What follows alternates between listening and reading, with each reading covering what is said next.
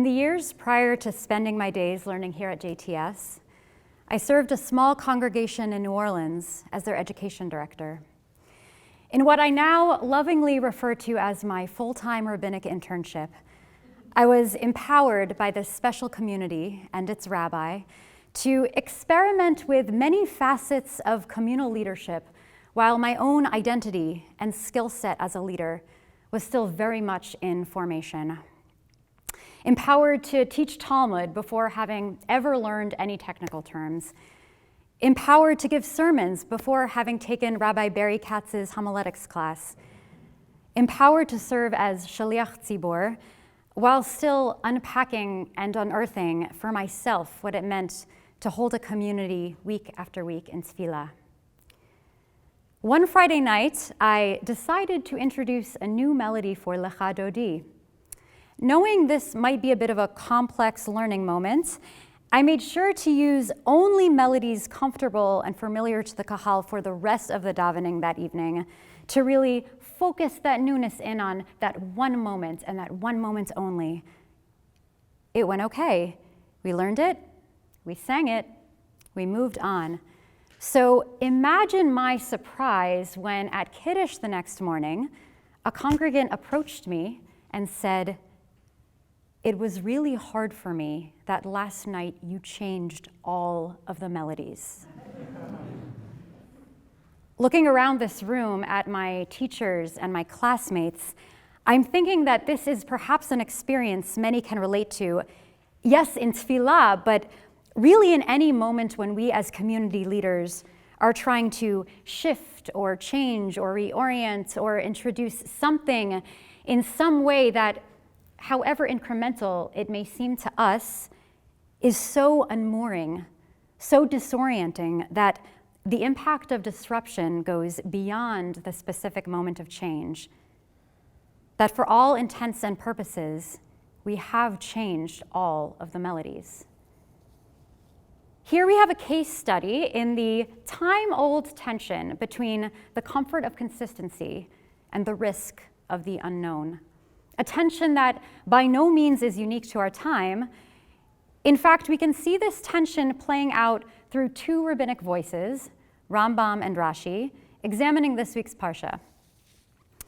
In the first verse of Parshat Tetzaveh, we read, "You shall further instruct the Israelites to bring you clear oil of beaten olives for lighting lahalot ner tamid, for kindling the ner tamid." The only aesthetic construction that remains in practice today from the laundry list of architectural features of the Mishkan, the ner tamid, which is often translated as the eternal light, remains a core fixture in our sanctuaries and davening spaces, illuminating Torah from above. Case in point. But what exactly does this word tamid mean? Rambam understands tamid to mean continuously, that we are to see the ner tamid as a continuous light, eternally present, representing the continuous comfort, eternal presence of God. An enduring light like the pillar of fire, illuminating the darkness of the path towards redemption. Through Rambam's interpretation, we may experience the ner tamid as a comforting representation of the continuous, enduring, steadfast presence of God.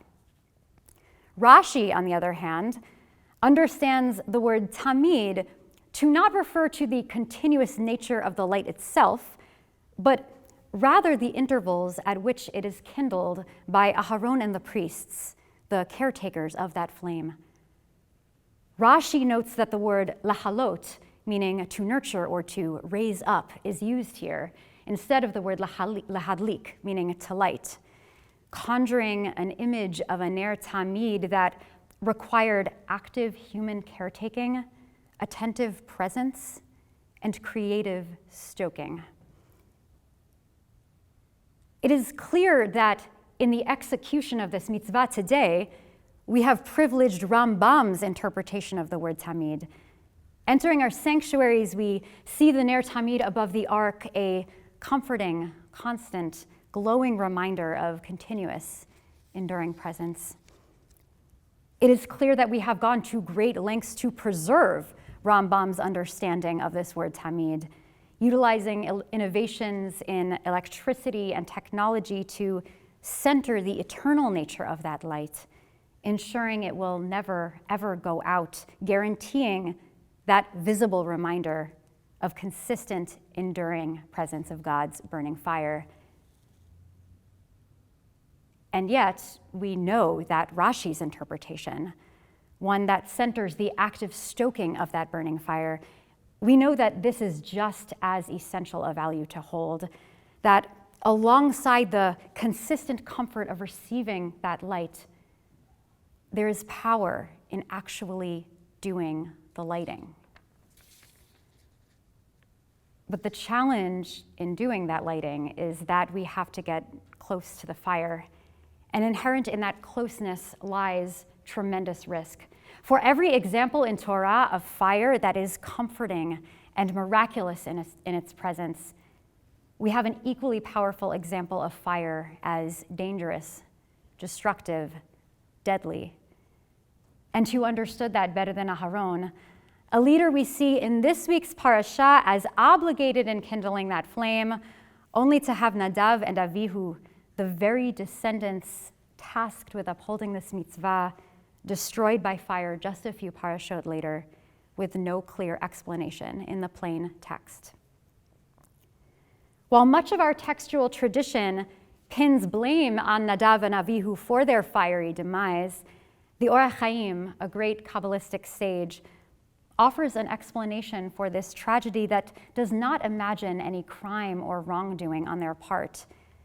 Rather, sees their fate as a product of the risk inherent in devotion to divine service. He writes, "They came close to God and died, meaning they approached the supernal light out of their great love of the holy and thereby died. Thus they died by a divine kiss, such as experienced by the perfectly righteous. This did not prevent them from drawing near to God in attachment, delight, delectability, love, sweetness, to the point that their souls ceased from them." Juxtaposed to the multitude of midrashim that take as axiomatic that Nadav and Avihu were to blame, we have here a midrash that lays before us a tale of risk in making the choice to come close to divine supernal light. A risk that not only affects us as the ones making those choices, but also all whom that light touches. For that congregant in New Orleans, the melodies of the tefillah were supernal lights. And there was a sense of comfort in their divine glow. But in the disruption inherent in my injecting something new, she felt the risk of that flame becoming a volatile, unruly fire.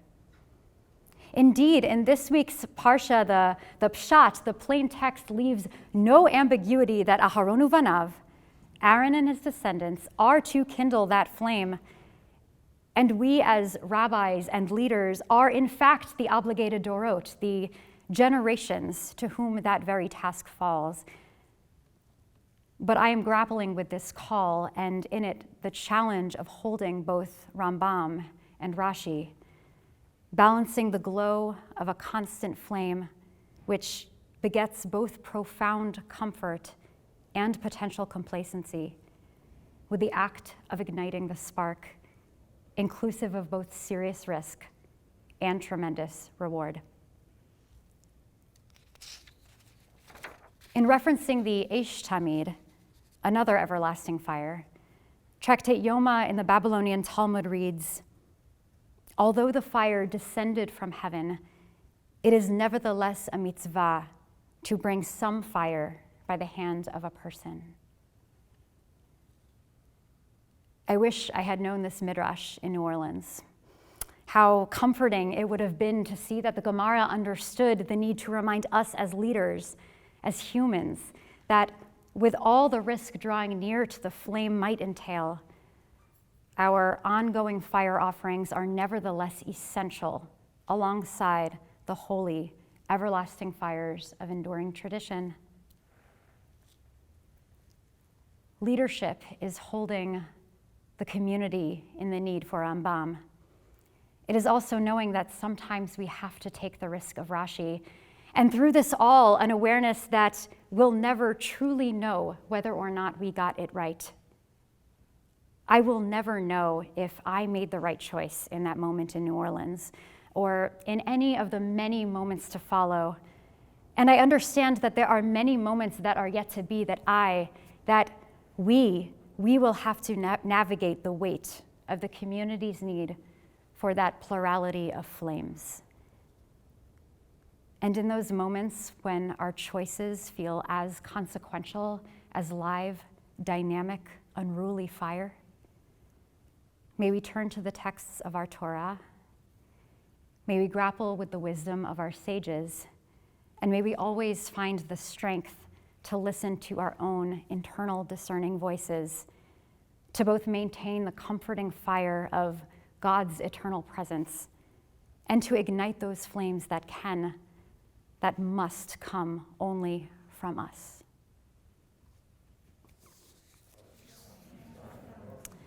Before I say Kaddish D'Rabbanan, just want to take a moment of gratitude for my mentors and teachers, those of you here in the room, and those of you joining on Zoom. Thank you for your Torah.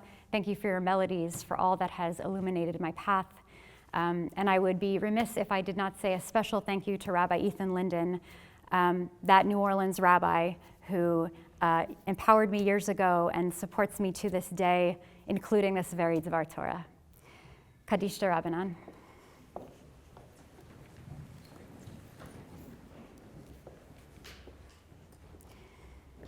Yitzkadal v'yitzkadash Shemei Rabbah, be'alma divrach yirutei ve'amlich malchutei, v'chayachon u'v'yamechon u'v'chayed z'chol Beit Yisrael, b'gala u'b'zman kari ve'imru, Amen.